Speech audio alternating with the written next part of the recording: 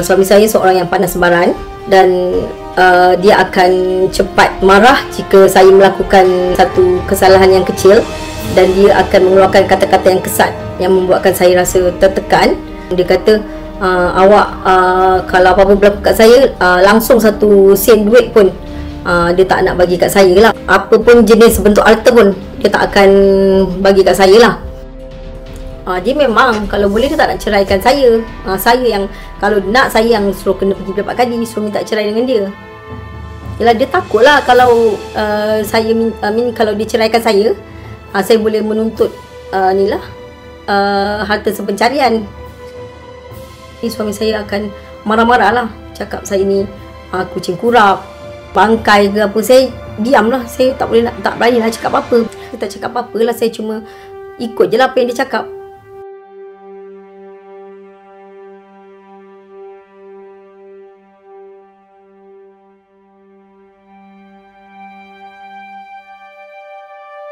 Sebelum ni saya pernah ke mahkamah.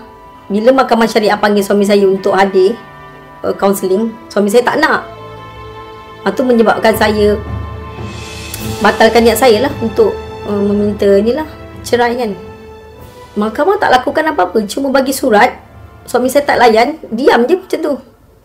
Tapi mahkamah akan macam menyokong saya. Itu je lah, mahkamah cakap macam tu lah. Dia cakap, tu apa, tugas suami, tak apa nanti saya akan panggil suami. Macam tu lah, dia macam tak nak elakkan daripada cakap perkataan saya nak minta cerai tu tau. Dia macam tak dia cakap benda tu.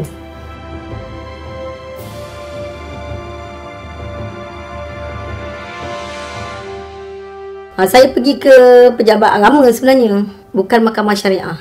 Saya memang nak pergi ke mahkamah syariah, tapi orang di pejabat agama tu suruh saya jumpa dengan kadi yang bertugas lah.